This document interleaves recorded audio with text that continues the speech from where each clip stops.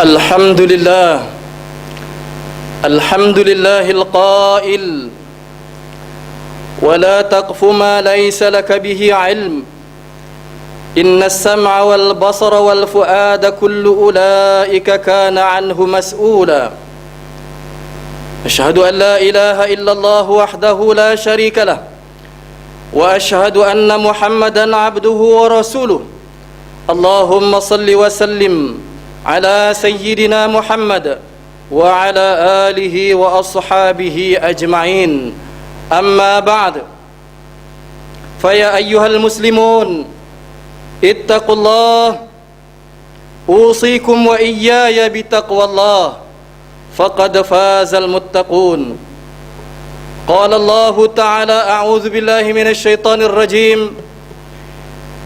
يا أيها الذين آمنوا اتقوا الله حق تقاته ولا تموتن إلا وأنتم مسلمون. Sidang Jumaat yang dirahmati Allah, saya berpesan kepada diri sendiri dan mengajak sidang jemaah sekalian, marilah sama-sama kita tingkatkan ketakwaan kepada Allah dengan melakukan segala suruhannya dan meninggalkan segala larangannya. Mudah-mudahan kita tergolong dalam golongan hamba-hambanya yang mendapat rahmat dan kasih sayang serta perlindungan Allah Subhanahu wa ta'ala. Sidang Jumaat yang dirahmati Allah, dunia globalisasi hari ini menyaksikan perkembangan media sosial baru yang sangat pesat membangun. Semua lapisan masyarakat, tidak kira kecil atau besar, tua atau muda, lelaki atau wanita, seorang pun tidak mahu ketinggalan dalam menggunakan aplikasi media sosial baru seperti Facebook, Twitter, blog, SMS, WhatsApp dan sebagainya. Satu kajian yang agak lama dibuat pada Januari tahun 2012 di negara kita menunjukkan sebanyak 62% daripada 29 juta penduduk Malaysia adalah pengguna internet. Daripada peratusan tersebut, sebanyak 87.9% pengguna internet di Malaysia adalah pemilik Facebook. Manakala 67% pengguna di Malaysia pula adalah penonton YouTube. Dan statistik terbaru menunjukkan bahawa sebanyak 7.9 akaun baru Facebook berjaya dibuka pada setiap saat. Facebook mendahului senarai pertama sebagai laman web rangkaian sosial paling popular di Malaysia. Sidang Jumaat yang dirahmati Allah, sesungguhnya agama Islam sama sekali tidak menghalang kemajuan atau permodernan, namun tidak keterlaluan jika dikatakan bahawa nikmat media sosial hari ini telah bertukar wajah, membentuk satu fenomena yang sangat membimbangkan. Banyak unsur-unsur kemungkaran telah timbul, membesar, membiak dan mewabak dalam masyarakat kita melalui media sosial ini. Bukan sahaja melibatkan pendedahan aurat di sana sini, membuka keaiban orang lain, juga sudah tidak menjadi asing lagi melemparkan tuduhan, saling salah menyalah antara satu sama lain, menyebarkan cerita dan berita tidak pasti, menjadi punca pergaduhan suami isteri dan komuniti. Seterusnya penggunaan bahasa caci mencaci seolah-olah menjadi sebahagian budaya media sosial. Umat Islam hari ini menghabiskan masa yang sangat banyak melayari media sosial jika dibandingkan dengan melayari ayat-ayat suci Allah Subhanahu wa ta'ala. Persoalannya, berapa keratkah daripada kita yang melayari bahan-bahan berunsurkan kerohanian, keagamaan dan akhlak yang baik? Berapa banyakkah pula bahan atau entry berunsur dakwah, nasihat atau akhlak murni yang dihidangkan kepada kita melalui media sosial? Setiap kali kita melakukan klik atau melayari laman media sosial, adakah pelayaran atau klik kita itu membawa kepada kebaikan atau kemungkaran? Adakah semua itu membentuk saham akhirat yang benar-benar bermanfaat atau menambah bebanan dosa kita yang sedia berat dan syarat? Sidang Jumaat sekalian, sesungguhnya Allah telah memuliakan kita dengan akal fikiran, mengurniakan kepada kita nikmat yang tidak terhitung.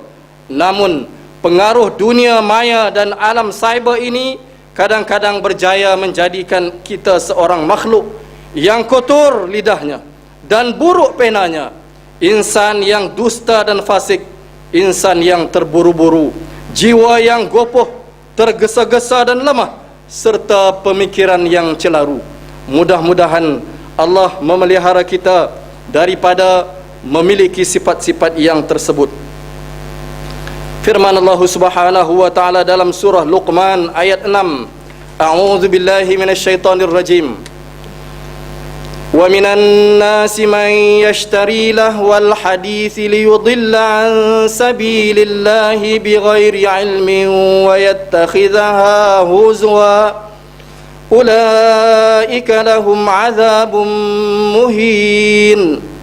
Artinya, dan ada di antara manusia orang-orang yang memilih serta membelanjakan hartanya kepada cerita-cerita dan perkara-perkara hiburan yang melalaikan, yang berkiblatkan menyesatkan dirinya dan orang ramai dari agama Allah dengan tidak berdasarkan kepada sebarang pengetahuan.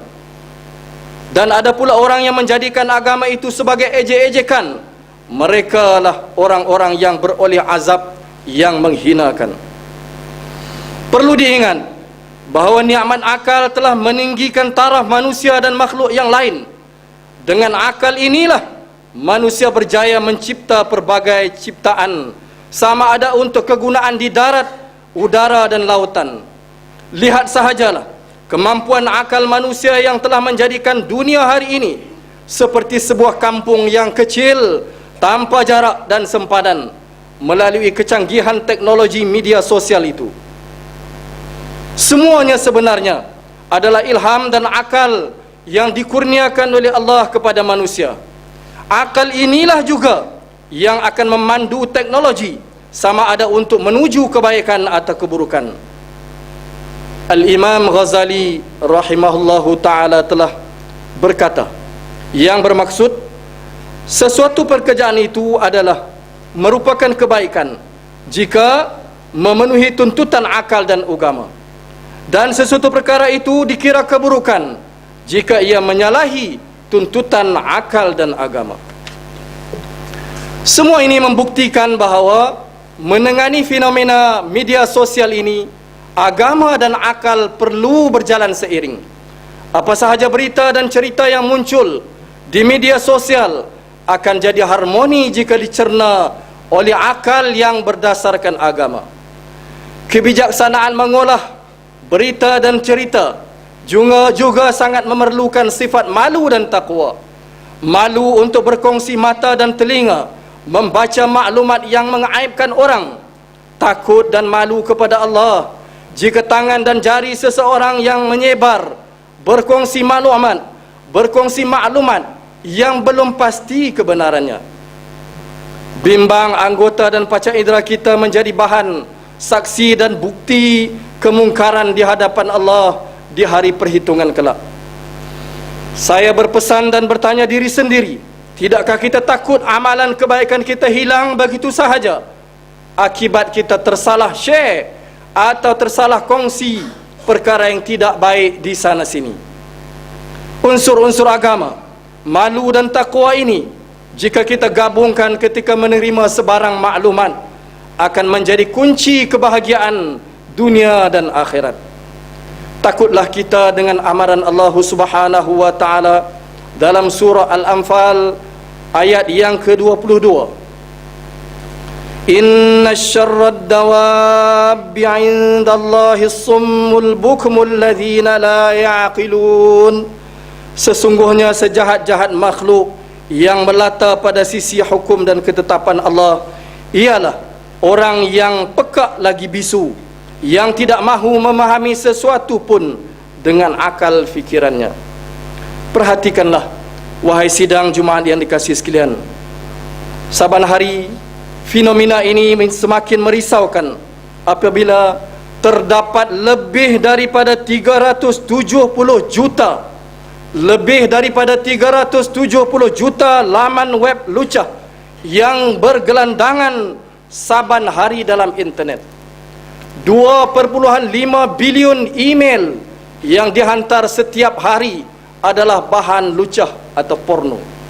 Paling menyedihkan apabila sebuah akhbar pernah melaporkan bahawa negara kita yang tercinta menduduki tempat ke-8 di dunia dalam pencarian bahan-bahan tersebut di internet. Terdapat pula kajian yang boleh dipercayai merumuskan bahawa 60% remaja berzina adalah disebabkan kerana menonton bahan-bahan lucah.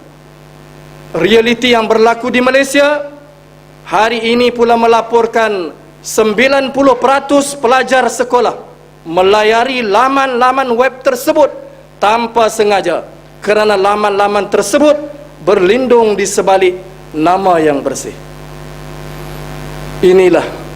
Inilah realiti yang perlu kita hadapi dengan teliti. Kita sebagai anggota masyarakat dan pemimpin-pemimpin negara, supaya iman yang dibina bertahun-tahun lamanya tidak mudah dirobek hanya dengan sekeping gambar atau sekilas berita.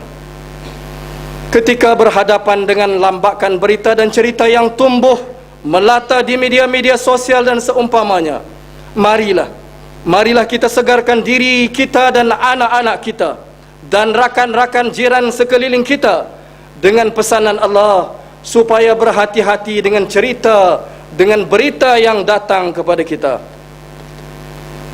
A'udzubillahi minasyaitonirrajim. Ya ayyuhalladzina amanu in ja'akum fasiqun binaba'in fatabayyanu an tusibu qauman bijahalatin fatusbihu ala ma fa'altum nadimin. Sadaqallahul azim. Surah Al-Hujurat ayat 6.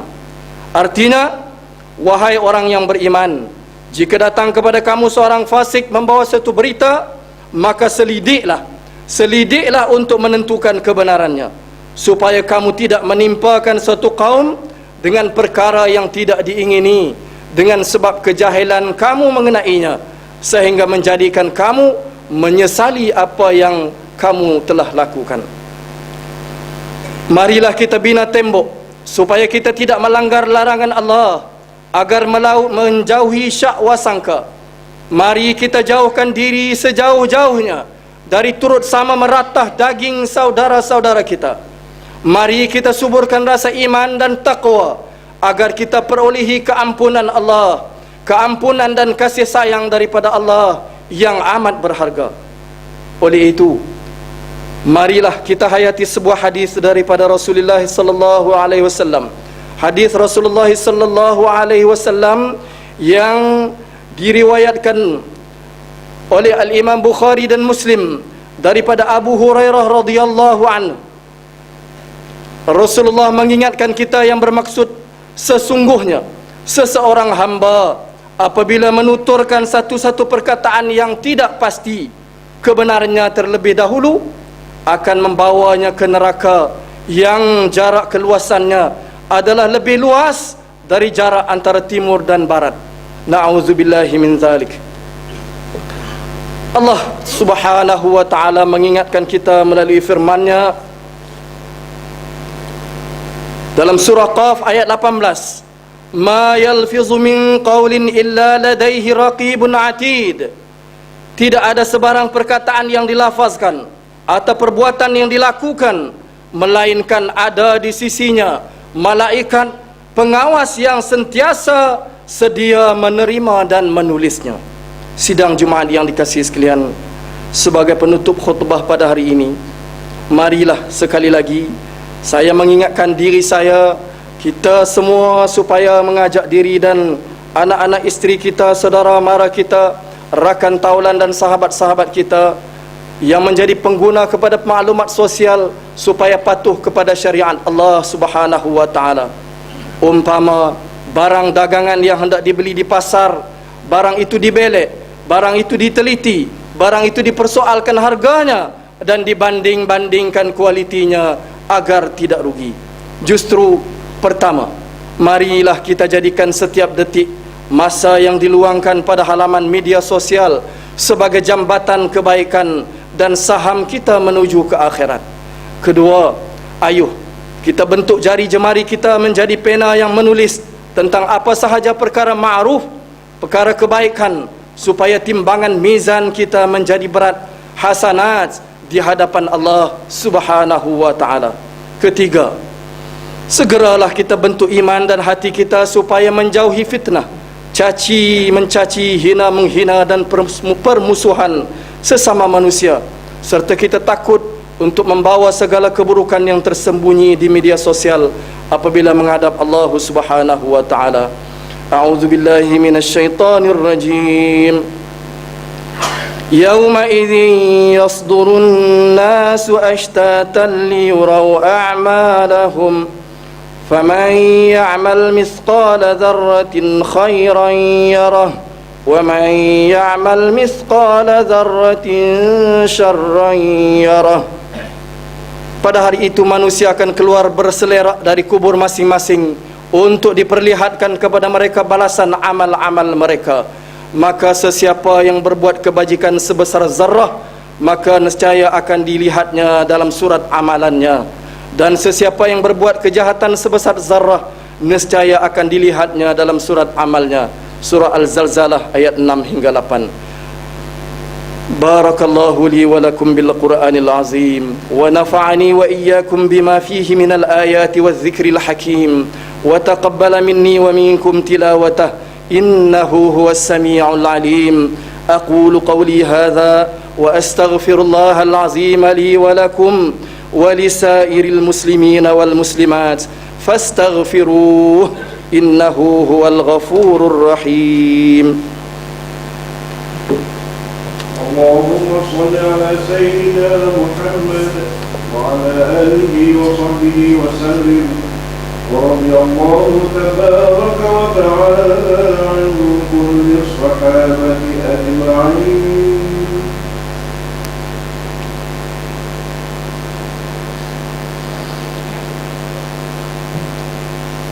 الحمد لله الذي أنزل على عبده الكتاب ولم يجعل له عوجا قيما لينذر بأسا شديدا من لدنه ويبشر المؤمنين الذين يعملون الصالحات أن لهم أجرا حسنا وأشهد أن لا إله إلا الله وحده لا شريك له وأشهد أن محمدا عبده ورسوله. اللهم صل وسلم على هذا النبي الكريم محمد وعلى آله وأصحابه أجمعين. أما بعد فيا إخوان المسلمين اتقوا الله سبحانه وتعالى حيثما كنتم واعلموا أن الله بما تعملون بصير. Sidang Jumaat yang dirahmati Allah, sekali lagi saya menyeru diri saya dan tuan-tuan para jamaah sekalian, marilah kita sama-sama mempertingkatkan iman dan takwa kita kepada Allah Subhanahu wa taala walaupun di mana saja kita berada, kerana sesungguhnya Allah Subhanahu wa taala Maha mengetahui dan Maha melihat segala perbuatan dan amalan kita, sama ada zahir maupun batin. Mudah-mudahan kita sentiasa berada dalam rahmat pemeliharaan Allah Subhanahu wa taala. Amin ya rabbal alamin. A'udzu billahi minasyaitonir rajim. Innallaha wa malaikatahu yusalluna 'alan nabiy ya ayyuhalladzina amanu sallu 'alaihi wa sallimu taslima. اللهم صل على سيدنا محمد وعلى آل سيدنا محمد كما صليت على سيدنا إبراهيم وعلى آل سيدنا إبراهيم وبارك على سيدنا محمد وعلى آل سيدنا محمد كما باركت على سيدنا إبراهيم وعلى آل سيدنا إبراهيم في العالمين إنك حميد مجيد. وارض اللهم عن الخلفاء الراشدين ساداتنا أبي بكر وعمر وعثمان وعلي وعن بقية الصحابة والقرابة والتابعين ومن تبعهم بإحسان إلى يوم الدين. اللهم اغفر للمؤمنين والمؤمنات والمسلمين والمسلمات الأحياء منهم والأموات إنك سميع قريب مجيب الدعوات وقاضي الحاجات. ربنا اغفر لنا ولإخواننا الذين سبقونا بالإيمان ولا تجعل في قلوبنا غلا للذين آمنوا ربنا إنك رؤوف رحيم. اللهم إنا نسألك أن تؤيد الإسلام والمسلمين وأن تعلي بفضلك كلمة الحق والدين وأن تشمل بعنايتك وتوفيقك مولانا الملك المعتصم بالله محب الدين سلطان الحاج عبد الحليم معظم شه ابن المرحوم سلطان بدليشه. اللهم امنه الرشاد ووفقه للسداد وأصلح به العباد والبلاد واجعل التقوى له خير زاد إنك رؤوف رحيم الجواد يا لطيفا بالعباد يا أرحم الراحمين. اللهم انصر الإسلام والمسلمين اللهم انصر الإسلام والمسلمين والمجاهدين في سبيلك. اللهم ربنا ظلمنا أنفسنا وإن لم تغفر لنا وترحمنا لنكونن من الخاسرين. ربنا آتنا في الدنيا حسنة وفي الآخرة حسنة وقنا عذاب النار. عباد الله إن الله يأمر بالعدل والإحسان وإيتاء ذي القربى وينهى عن الفحشاء والمنكر والبغي يعظكم لعلكم تذكرون. فاذكروا الله العظيم الجليل يذكركم واشكروه على نعمه يزدكم واسألوه من فضله يعطكم ولذكر الله أكبر والله يعلم ما تصنعون.